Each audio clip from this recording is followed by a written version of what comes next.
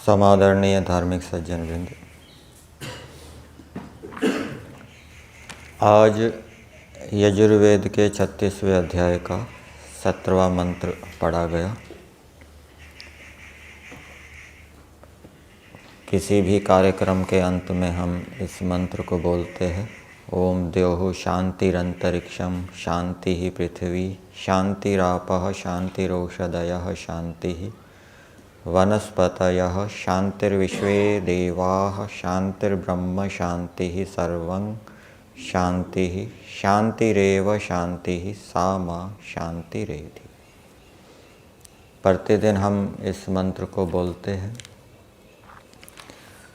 इस मंत्र के महर्षि दयानंद जी के वेद भाष्य के अनुसार हम देखेंगे, इसकी भूमिका में दिया है मनुष्यों को कैसा प्रयत्न करना चाहिए, और इसके भावार्थ में उत्तर दिया है कि हे मनुष्यों, जैसे प्रकाश आदि पदार्थ शांति करने वाले होवें, वैसे तुम लोग प्रयत्न करो। तो ईश्वर ने इस सृष्टि के अंदर अनेक पदार्थों को बनाया है, और जितने भी पदार्थों से हमारा संबंध होता है वे सभी पदार्थ हमें शांति करने वाले हों, ऐसा प्रयत्न मनुष्यों को करना चाहिए। और ये सभी पदार्थ शांति करने वाले कैसे होंगे? एक तो उन पदार्थों से संबंधी विद्याएं हमारे पास होनी चाहिए। हम कूपमंडूक बन के ना रहें, थोड़े से ज्ञान को लेकर उससे संतुष्ट ना हो जाएं। बहुत विद्याएं हमारे पास होनी चाहिए। जितनी अधिक विद्याएं उन पदार्थों से संबंधी हमारे पास होगी, तो उन पदार्थों से हम शांति को प्राप्त करेंगे, और दूसरों को भी हम शांति प्राप्त करने के योग्य बना सकेंगे कि हमने ऐसे शांति प्राप्त की है, ये विद्या प्राप्त की है, आप भी ये विद्या लो और इस विद्या का उपयोग करके आप भी इन पदार्थों से शांति को प्राप्त करो। और केवल विद्याएं ही नहीं, उसके साथ साथ मनुष्यों को अहिंसा धर्म का पालन भी करना पड़ेगा, योगाभ्यास भी करना पड़ेगा। विद्याएं तो प्राप्त कर ली पदार्थों से संबंधी, लेकिन शरीर से, मन से और वाणी से आचरण पवित्र नहीं है, तो उन विद्याओं से मनुष्य लाभ नहीं उठा पाएगा। वो समय पर विद्याएं उसको काम नहीं आएगी, बुद्धि उसकी ठीक प्रकार से कार्य नहीं करेगी, स्मृति भ्रंश हो जाएगा, भूल जाएगा। और साथ साथ ईश्वर की उपासना भी होनी चाहिए। तो कुछ पदार्थों का नाम मंत्र के अंदर लिया गया है, जिनको परमेश्वर ने बनाया है, और हमें उनसे शांति प्राप्त करने का प्रयास करना चाहिए। सबसे पहले दिया है द्यौः। द्यौः का अर्थ यहाँ पर वेद भाष्य के अंदर दिया है प्रकाश युक्त पदार्थ। और आर्याभिविनय के अंदर भी इस मंत्र का व्याख्यान दिया गया है, और वहाँ पर द्यौः का अर्थ किया है सब लोकों के ऊपर जो आकाश, वो 3 लोक माने जाते हैं, पृथ्वी लोक, अंतरिक्ष लोक और द्युलोक। तो यहाँ पर सब लोकों के ऊपर जो आकाश है ये द्युलोक लेना चाहिए, जहाँ पर सूर्य आदि पदार्थ, सूर्य, नक्षत्र आदि रहते हैं। जो प्रकाश युक्त आकाश है उसका यहाँ पे ग्रहण करना चाहिए। तो ये प्रकाश युक्त पदार्थ सूर्य है और चंद्रमा है। चंद्रमा से भी हमें प्रकाश मिलता है, सूर्य से भी हमें प्रकाश मिलता है और दूसरे नक्षत्रों से भी हमें प्रकाश प्राप्त होता है। तो सूर्य का प्रकाश हमारे लिए शांतिदायक हो, शांति करने वाला हो। चंद्रमा का प्रकाश हमारे लिए शांति करने वाला हो। चंद्रमा का प्रकाश हमारे लिए दुखदायक ना हो। सूर्य का प्रकाश हमारे लिए दुखदायक ना हो। सूर्य का प्रकाश दुखदायक भी हो जाता है ना, कैसे हो जाता है? ज़्यादा तेज़ धूप में चले जाएं तो वो लू लग जाएगी, अथवा कोई सूर्य को देखने लग जाए टकटकी लगा के तो उससे भी आंखें खराब हो सकती है। सूर्य के दर्शन करने चाहिए तो किस समय दर्शन करने चाहिए, कब देखना चाहिए, ये भी पता होना चाहिए, ठीक है ना। और सूर्य की धूप का सेवन कितना करना चाहिए, हर एक की शरीर की प्रकृति अलग अलग होती है। किसी को अधिक धूप का सेवन लाभदायक होता है, किसी को कम ही पर्याप्त होता है, ठीक है ना। और कभी कभी धूप के सेवन का निषेध भी किया जाता है। कौन सी ऋतु में? शरद ऋतु में पित्त का प्रकोप होता है, उस समय सूर्य की धूप के सेवन का निषेध किया जाता है। और भी सूर्य से अनेक प्रकार से हम लाभान्वित होते हैं। सूर्य के प्रकाश के अंदर हम पानी रखते हैं और वो पानी से चिकित्सा की जाती है। अलग अलग रंगों की बोतलों के अंदर पानी रखा जाता है, उससे चिकित्साएं की जाती है। तो वो विद्या भी होनी चाहिए जिससे कि हम अपने रोगों को दूर करके सुखी हो सकें और दूसरों को भी सुखी कर सकें। इसी प्रकार से चंद्रमा है, चंद्रमा का प्रकाश का सेवन भी किया जाता है, चंद्रमा का दर्शन भी किया जाता है। चंद्र दर्शन किस लिए किया जाता है? मन की एकाग्रता के लिए, प्रसन्नता के लिए। और चंद्रमा के प्रकाश का सेवन उसके लिए लाभदायक होता है जो पित्त का रोग है जिसको, वो चांदनी का सेवन करेगा तो उसके लिए लाभदायक होगा। और चंद्रमा के प्रकाश में खीर भी रखी जाती है, चंद्रमा के प्रकाश में पानी भी रखा जाता है रात्रि को, फिर उसका सेवन किया जाता है तो वो पित्त के प्रकोप का शमन करता है। तो इस प्रकार से ये विद्याएं हमारे पास होगी तो ये प्रकाश युक्त पदार्थ चंद्रमा, सूर्य आदि हमारे लिए लाभदायक होंगे। और ये विद्या नहीं होगी तो जिसकी पित्त प्रकृति नहीं है, कफ प्रकृति है, वो यदि चंद्रमा का सेवन करेगा तो वो उसके लिए हानिकारक होगा, उसका रोग बढ़ सकता है और रोग बढ़ने से वो दुखों को प्राप्त करेगा। तो ये प्रकाश युक्त पदार्थ परमेश्वर ने बनाए हैं। जब इस मंत्र को बोलते हैं तो इन पदार्थों का संबंध भी हमें परमेश्वर के साथ करना चाहिए। परमेश्वर ने सूर्य, चंद्रमा आदि पदार्थ हमारे सुख के लिए बनाए हैं और ये सुख के लिए तभी होंगे जब परमेश्वर ने जो हमें वेद विद्या दी है उसका हम उपयोग करेंगे, तब ये हमारे लिए सुखदायक होंगे। फिर दूसरा शब्द आया है मंत्र के अंदर, अंतरिक्षम। अंतरिक्ष का अर्थ यहाँ पर वेद भाष्य में किया है दोनों लोक के बीच का आकाश। दोनों लोक मतलब एक पृथ्वी लोक और द्युलोक, इन दोनों के बीच का आकाश, इसको अंतरिक्ष कहा है। और आर्याभिविनय में अंतरिक्ष का अर्थ किया है मध्यस्थ लोक और उसमें स्थित वायु आदि पदार्थ। तो वेद भाष्य में तो केवल अंतरिक्ष लोक ही लिया है, उसमें स्थित पदार्थ नहीं लिए। आर्याभिविनय में उसमें स्थित पदार्थ भी लिए हैं तात्स्थ्य उपाधि से। जैसे मंच चिल्ला रहे हैं, मंच चिल्ला रहे हैं मतलब मंचस्थ मनुष्य चिल्ला रहे हैं। मंचाः क्रोशन्ति, मंचस्थाः मनुष्याः क्रोशन्ति। इसी प्रकार से अंतरिक्ष हमारे लिए सुखदायी हो ये भी है, और अंतरिक्ष में जो स्थित पदार्थ हैं वो हमारे लिए सुखदायी हो। अंतरिक्ष में कौन कौन से पदार्थ होते हैं? वायु और विद्युत, ठीक है ना, वायु और विद्युत। और अंतरिक्ष में ये भी तो रहते हैं, ये भूमि से जल उत्पन्न होकर उड़कर अंतरिक्ष में रहता है, जिसको अर्णव कहते हैं। अंतरिक्षस्थ जो समुद्र है अर्णव, वो भी तो अंतरिक्ष में रहता है। सूक्ष्म जो जल कण हैं, वाष्प हैं, वो भी अंतरिक्ष में रहते हैं, ठीक है। तो वो भी हमारे लिए क्या है? सुखदायी हो। कब सुखदायी हो? यदि हम प्रातःकाल शुद्ध वायु का सेवन करेंगे तो उसके साथ साथ वो जो वाष्प कण हैं वो भी हमारे अंदर जाएंगे और वो हमारे लिए लाभदायक होंगे।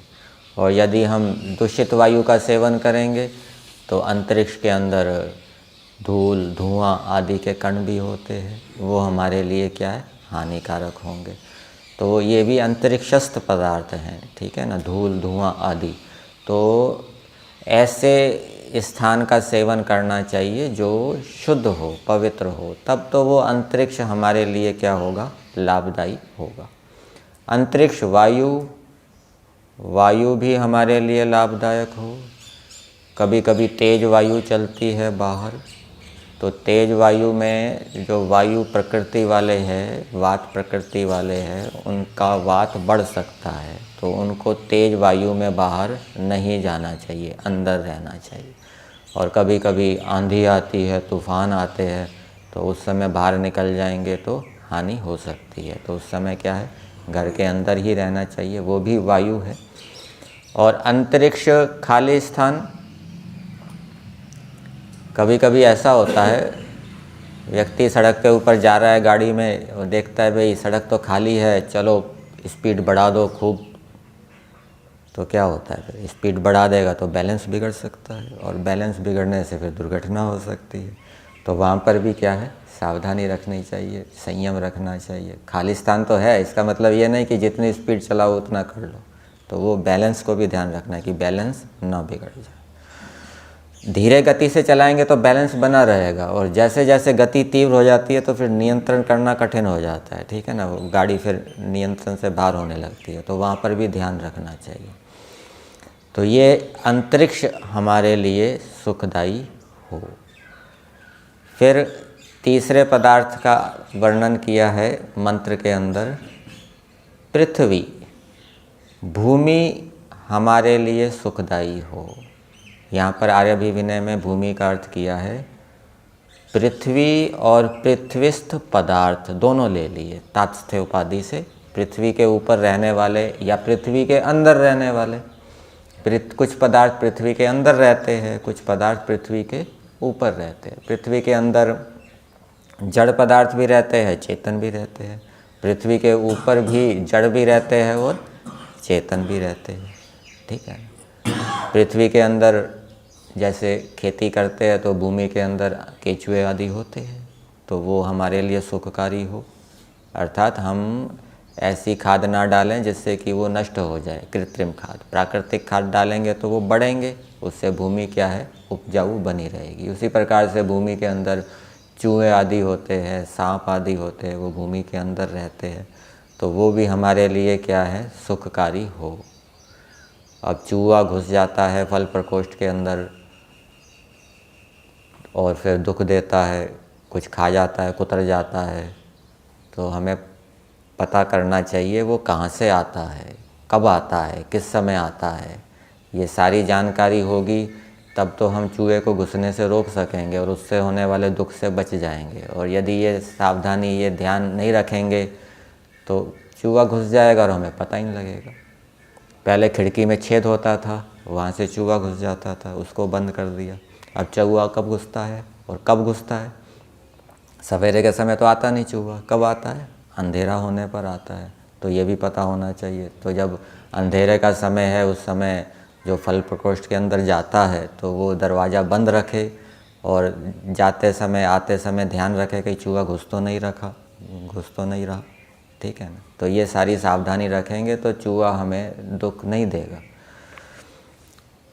और भी पृथ्वीस्थ पदार्थ, जैसे पृथ्वी के ऊपर पदार्थ हैं, चेतन प्राणी हैं, दूसरे मनुष्य भी हमें सुख देने वाले हो, हमें शांति देने वाले हो। हम जहाँ पर रह रहे हैं और दूसरे मनुष्यों को अच्छी बात नहीं सिखाएंगे, अच्छे गुण नहीं सिखाएंगे, तो वो हुड़दंगा करेंगे, गड़बड़ी करेंगे, लड़ाई झगड़े करेंगे, मांस मीट खाएंगे और फिर हमें दुख देंगे। तो हमारा ये कर्तव्य है कि जहाँ हम रह रहे हैं वहाँ आसपास रहने वाले मनुष्यों को भी अच्छी शिक्षा दें, नहीं तो वो हमें दुख देंगे, ठीक है ना। और शरीर के, पृथ्वी के ऊपर क्या है, ये शरीर है, ये हमारा शरीर भी हमें सुख देने वाला हो। ये शरीर कब सुख देने वाला होगा, जब हम उचित खान पान करेंगे, आहार विहार करेंगे, तो ये शरीर सुख देने वाला होगा। और खान पान आहार विहार बिगड़ गया तो शरीर रोगी हो जाएगा और यही शरीर फिर हमें दुख देने वाला हो जाएगा। इसी प्रकार से मन है, मन बुद्धि आदि भी हमें सुख देने वाले हों। ये कब सुख देने वाले होंगे, जब ये मन बुद्धि आदि पवित्र होंगे, सात्विक होंगे। एक दिन में बिगड़ने वाले दूध से घी निकलता है जो नहीं बिगड़ता। इसी प्रकार से एक ही क्षण में बिगड़ने वाला मन है, लेकिन इस मन को हम ऐसा बना सकते हैं कि ये बिगड़े ना, घी के समान। और वो कैसे होगा, वो वेद के अनुकूल चलने से, योगाभ्यास आदि करने से हम मन को ऐसा बना सकते हैं कि वो बिगड़े ना। और यदि मन बिगड़ेगा नहीं, स्थिर रहेगा, शांत रहेगा, तो वो हमें सुख देने वाला होगा। तो ये जितने भी पदार्थ हैं पृथ्वी के ऊपर, शरीर आदि, मन बुद्धि आदि, दूसरे प्राणी, दूसरे मनुष्य, इनसे संबंधी हमें व्यवहार किस प्रकार से करना है, वो हमें यदि जानकारी होगी तो वो हमें सुख देने वाले होंगे। मान लीजिए आप किसी ऐसे मोहल्ले में चले गए, पहली बार गए हैं और वहाँ कुत्ते होते हैं, कुत्ते आपके पीछे पड़ गए, तो उनके साथ कैसे व्यवहार करना है कि वो काटे ना। रास्ते में सांप आ गया, सांप आपको काटे ना, उसके साथ कैसे व्यवहार करना है वो भी पता होना चाहिए। यदि सांप के ऊपर पैर रख दें तो ऐसा बताते हैं वो काट जाता है, ठीक है ना। और यदि लाठी आपके पास होगी, लाठी से आप भूमि पर लाठी पटकेंगे तो वो कंपन से भाग जाएगा, ठीक है ना। तो ये सारा व्यवहार इनके साथ कैसे करना है, ये विद्या हमारे पास होगी तो ये हमें सुख देने वाले होंगे। इसलिए हम कूपमंडूक बन के ना रहें, अनेक प्रकार की विद्याओं को, जानकारियों को हम प्राप्त करते रहें, जानकारियों को बढ़ाते रहें। फिर आगे दिया है आपः, जल और प्राण। आपः के दो अर्थ किए हैं, जल और प्राण हमारे लिए सुखदायी हो। और आर्याभिविनय में आपः का अर्थ दिया है जल और जलस्थ पदार्थ। जल हमारे लिए सुखदायी हो, ईश्वर ने जल बनाया है और ये जल हमें सुखदायक हो, उसके लिए हमें जल से संबंधी विद्या हमारे पास होनी चाहिए।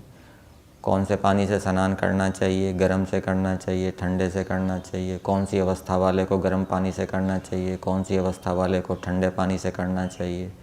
फिर गर्म पानी का सेवन किसको करना चाहिए, ठंडे पानी का सेवन किसको करना चाहिए, और कितना करना चाहिए, कितनी मात्रा में करना चाहिए, ठीक है ना। ये सारी जानकारी हमें होनी चाहिए। इसी प्रकार से मकान बनाते हैं, मकान बनाते समय पहले वो नींव रखते हैं, खुदाई करते हैं, नींव रखते हैं, तो उस नींव को मजबूत बनाने के लिए खूब पानी डाला जाता है। तो थोड़ा पानी डालेंगे तो वो नींव कमज़ोर रहेगी, फिर भूकंप आदि आएगा तो मकान गिर जाएगा। तो वहाँ पर भी कितना पानी डालना है, कितनी देर तक नींव को मजबूत करने के लिए, वो भी हमें क्या है, जानकारी होनी चाहिए। तब ये जल क्या है, हमें सुख देने वाले होंगे। और जलस्थ पदार्थ, जल में स्थित पदार्थ। जल में स्थित पदार्थ कौन से हैं? जीव जंतु जो जल के अंदर रहते हैं, जलचर प्राणी, वो भी हमें सुख देने वाले हों, ठीक है।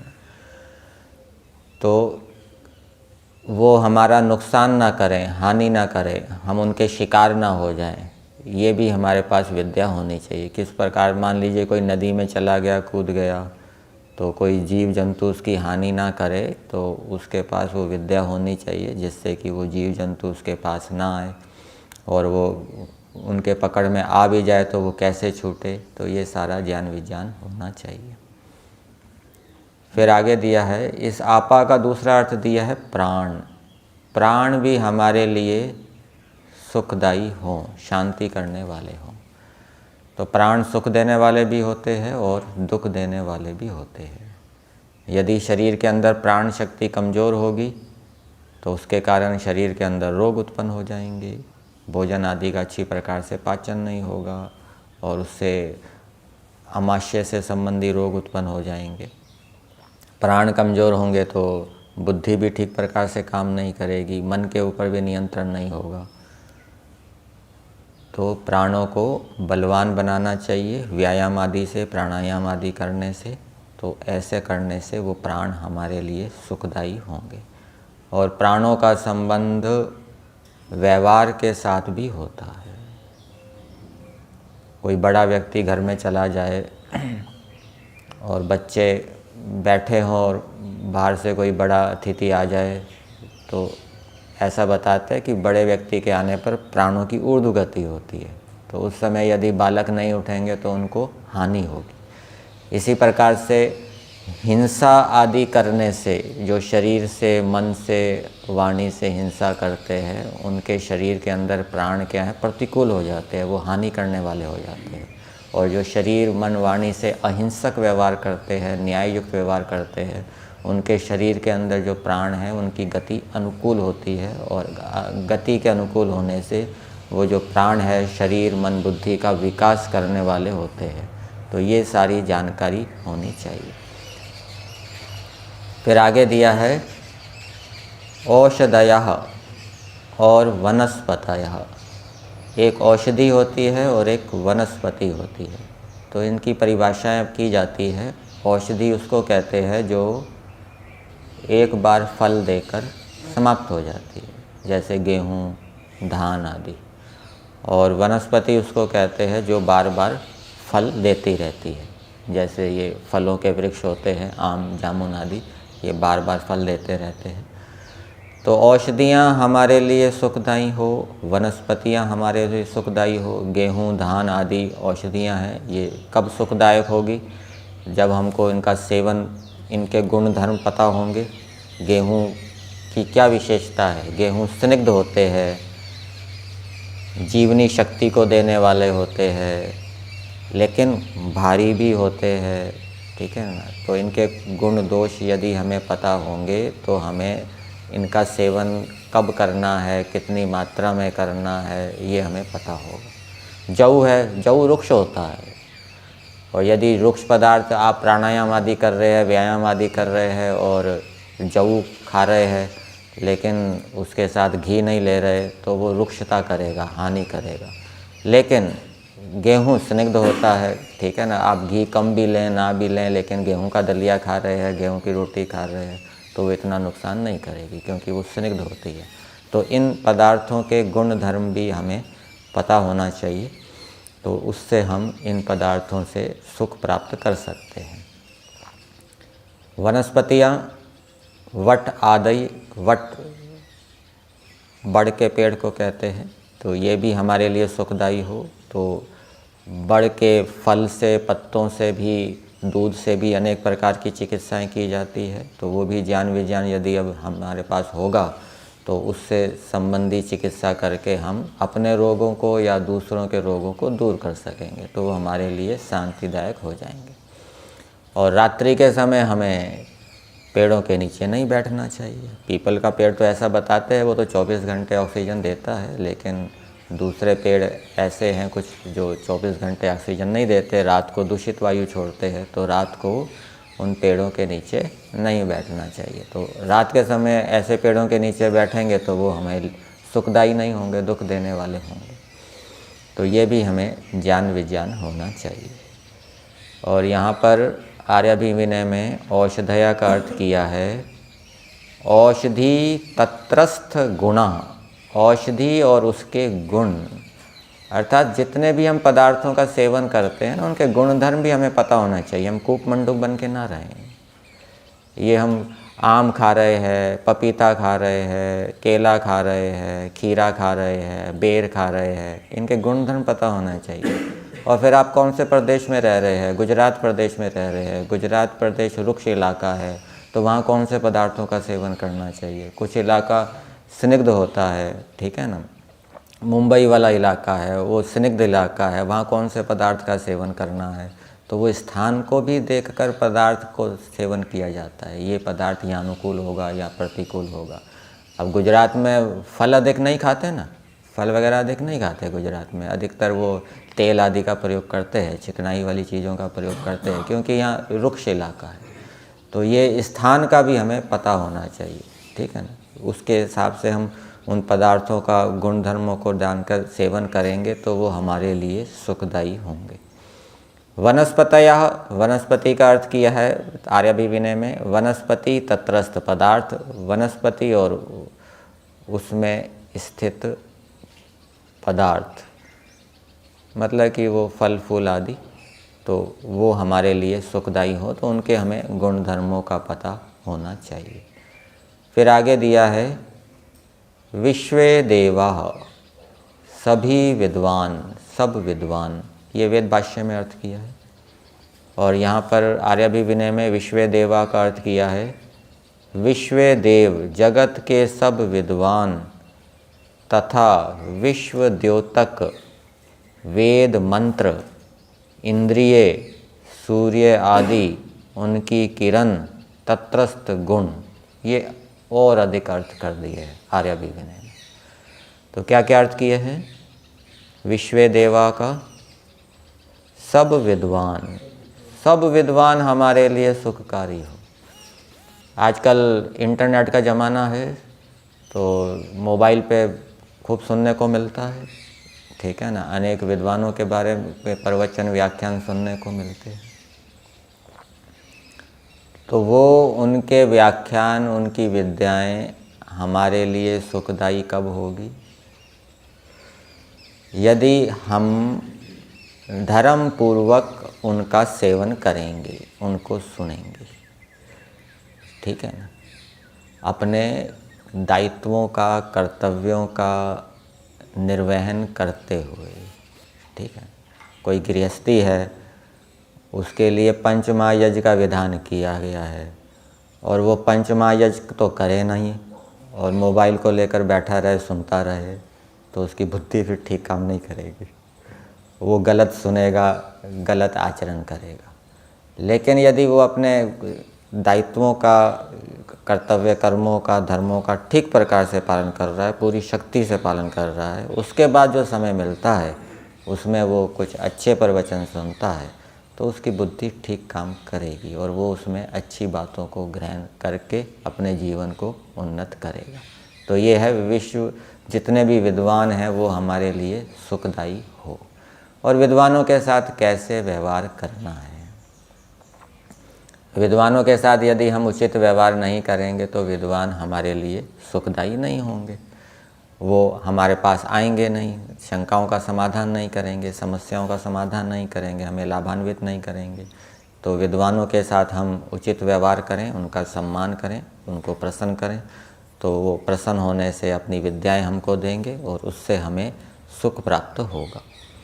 और विश्वे देवा में अर्थ किया है विश्व द्योतक, वेद मंत्र, सारे संसार को प्रकाशित करने वाले वेद मंत्र। वेदों के अंदर सभी विद्याएं हैं, पराविद्या भी है और अपराविद्या भी है। संसार के अंदर प्रकृति है, ईश्वर है, जीवात्माएं हैं, परमात्मा है और दूसरे खगोल भूगोल आदि हैं। तो इन सभी पदार्थों से संबंधी विद्याएं मंत्रों के अंदर हैं। तो मंत्र उन सभी पदार्थों को, उनके गुण धर्मों को बताते हैं। तो ऐसे जो वेद मंत्र हैं वो हमारे लिए सुखदायी हों। तो वेद मंत्र हमारे लिए सुखदायी कब होंगे? जब हम वेद मंत्रों के अनुकूल व्यवहार करेंगे। ठीक है ना। कुछ वेद मंत्रों में प्रार्थनाएं की गई है, तेजोवसी तेजोमयी देहि। हे परमेश्वर, आप अनंत विद्याओं से युक्त हैं, हमें भी विद्या दीजिए। तो प्रार्थना तो कर रहे हैं, लेकिन प्रार्थना के साथ साथ पुरुषार्थ भी करना पड़ेगा, धर्मपूर्वक पुरुषार्थ करना पड़ेगा उस प्रार्थना की पूर्ति के लिए, तब वो विद्याएं मिलेगी और वो वेद मंत्र हमें सुख देने वाला होगा। तो वेद मंत्रों के अंदर ईश्वर की स्तुति, प्रार्थना, उपासनाएं हैं, उनके माध्यम से हमारी ईश्वर में प्रीति बनती है। वेद मंत्रों के अंदर हमें धर्म के बारे में पता लगता है, धर्म जिज्ञासमानानां परमाणम परमम श्रुति, और उस धर्म को जानकर यदि हम व्यवहार के अंदर लाएंगे तो वेद मंत्र हमारे लिए सुखदायी होंगे। और यदि धर्म को जानकर व्यवहार के अंदर नहीं लाएंगे तो और अधिक दुख मिलेगा। अंधन्तमा प्रविशन्ति ये विद्याम उपासते ततो भूयैव ते तमो य उ विद्यायाम रतः। ये यजुर्वेद का मंत्र है। और विश्वदेवा का अर्थ किया है इंद्रियां हमारे लिए सुखदायक हों। इंद्रियों से यहाँ इंद्रियों का गोलक लेने चाहिए। तो इंद्रियों के गोलकों को यदि हम स्वस्थ रखेंगे तो वो इंद्रियों के गोलक हमें सुख देने वाले होंगे। तो आँख, कान, नाक आदि कैसे स्वस्थ रहते हैं वो भी हमारे पास विद्या होनी चाहिए। ठीक है ना। हम कूप मंडूक बन के ना रहें। सूर्य आदि हमें सुख देने वाले हो, ये तो आ ही गया उसी में, देव में। उनकी किरण, सूर्य की किरण भी हमें सुख देने वाली हो, दुख देने वाली ना हो। और तत्रस्थ गुण, सूर्य की किरणों के जो गुण हैं, इंद्रियों के जो गुण हैं, उनके विषय में भी हमें जानकारी होनी चाहिए, तब हम उनसे लाभ उठा पाएंगे और सुखी हो सकेंगे। फिर आगे दिया है, ये तो विश्वदेवा का हो गया। ब्रह्म, यहाँ पर ब्रह्म का अर्थ किया है वेद भाष्य में परमेश्वरो वेदो वा। ब्रह्म शब्द के 3 अर्थ वैसे सुने जाते हैं, एक तो वेद, दूसरा परमेश्वर और तीसरा जगत। ठीक है ना। ये मुख्य रूप से 3 अर्थ हो जाएंगे इसके। बाकी गौण रूप से तो मन को भी ब्रह्म कह देते हैं, मन भी ब्रह्म है, बड़ा है, वो गौण प्रयोग है। मुख्य रूप से ये प्रयोग हो जाएंगे। तो ये वेद और परमेश्वर हमारे लिए सुखदायी हो। और यहाँ पर आर्याभिविनय में ब्रह्म का अर्थ किया है परमात्मा तथा वेद शास्त्र, स्थूल और सूक्ष्म चराचर जगत, ये सब पदार्थ हमारे लिए। तो यहाँ पर तीनों ले लिए, जगत भी ले लिया, परमेश्वर भी ले लिया और वेद भी ले लिया। ये हमें सुखदायी हो। परमेश्वर हमें सुखदायी कब होंगे? जब हम परमेश्वर की आज्ञा के अनुकूल चलेंगे तो परमेश्वर हमें सुख देंगे।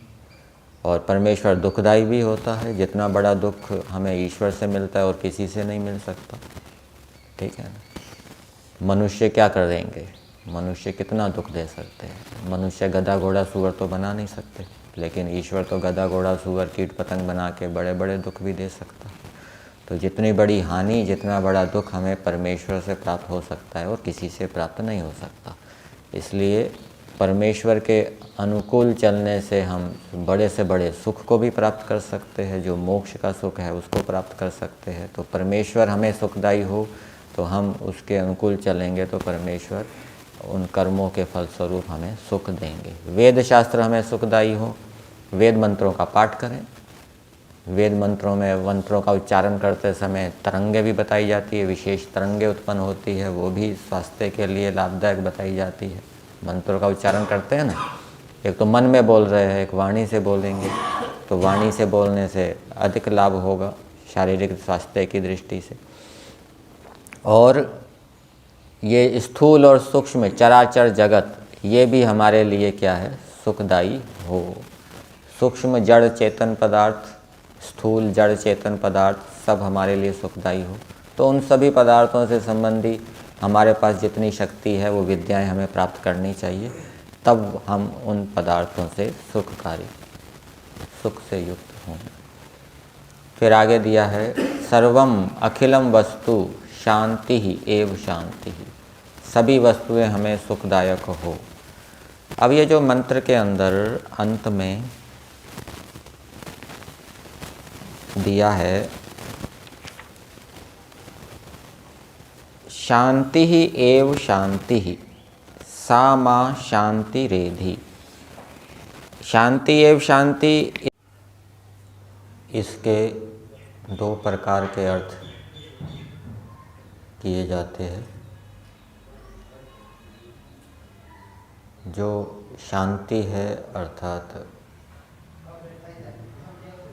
एकांत स्थान में हम जाते हैं, वो वाली शांति, एकांत स्थान वाली शांति भी हमारे लिए सुखदायी हो। तो कभी कभी ऐसा होता है कि एकांत स्थान पे जाके व्यक्ति अपने कुसंस्कारों को उभारता है, उसके कारण हानिकारक विचार उसके मन के अंदर उत्पन्न होते हैं। तो कितना एकांत का सेवन करना चाहिए वो हमें अपने स्तर के अनुसार जानना चाहिए। कुछ व्यक्तियों के लिए समूह के अंदर रहना ठीक रहता है, जब तक वो समूह के अंदर रहते हैं तो अनावश्यक विचार मन के अंदर नहीं उभरते, और एकांत में जाते ही हानिकारक विचार आने लगते हैं।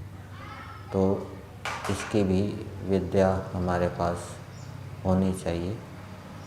दूसरा, इसका अर्थ वेद भाष्य में किया है, हमें शांति रेव शांति, सुख ही सुख प्राप्त हो। अर्थात हम जितने भी पदार्थों के साथ संबद्ध होते हैं, उन सभी पदार्थों से संबंधी हमारे पास विद्याएं होगी, और उसके साथ साथ ईश्वर में निष्ठा होगी, ईश्वर में भक्ति होगी, धर्म में निष्ठा होगी।